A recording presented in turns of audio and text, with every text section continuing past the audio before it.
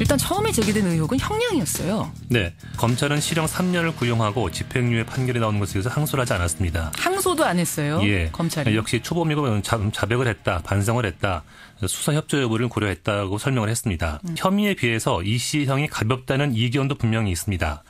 이 씨는 약 2년 6개월 동안 15차례에 걸쳐서 시중에서 구입할 수 있는 모든 종류의 마약을 투약했습니다. 검찰 내부 규정에 보면은 판사가 양형 기준보다 미달해서 선고했을 경우에는 검사가 항소를 하도록 규정을 하고 있습니다. 이번에 지켜지지 않은 거죠. 죄질이 굉장히 나빠서 사실은 나오기가 굉장히 힘든 사안으로 보여지거든요. 그래요. 그래서 분명히 법원은 선처를 받았다.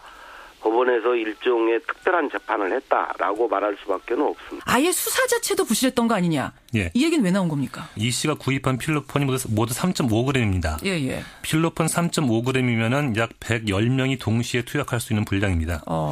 그런데 이 씨 혐의로 인정된 것은 5차례에 걸쳐 투약한 0.4g입니다. 마약 수사에 발근한 경찰관은 거래 목적이 아니라 본인이 투약하려고 마약을 구입했다면은 실제 투약 횟수를 더 수사해야 한다.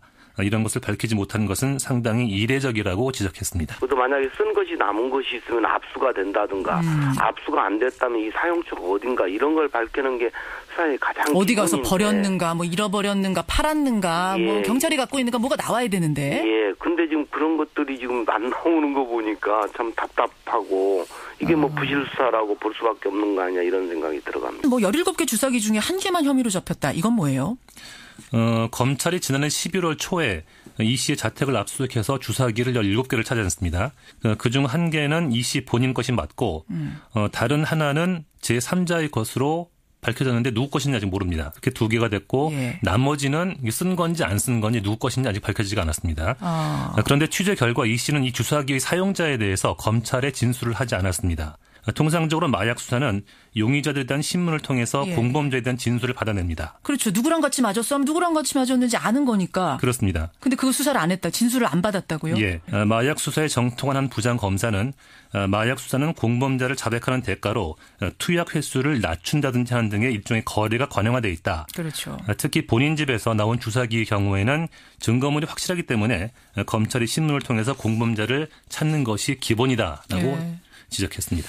예, 서로 얽혀 있어서 누가 제조하고 판매하고 투약하고 하는 것들이 쭉 연결돼 있기 때문에 이걸 잘 수사를 하는 것이 기본인데 여기서 수사 의지가 대단히 중요한 거죠. 과연 수사 의지가 있었는지 이런 것들이 좀 의혹이 들어갑니다. 수사 의지가 그냥 이 객관적으로 볼 때 수사 의지가 있어 보입니까? 수사 의지가 있었다면 지금 이런 것들이 명쾌하게 밝혀졌어야 되지 않습니까? 그렇죠. 근데 이런 것들이 전혀 밝혀지지 않은 걸 보면 수사 의지가 없었다라고 생각되는 거예요.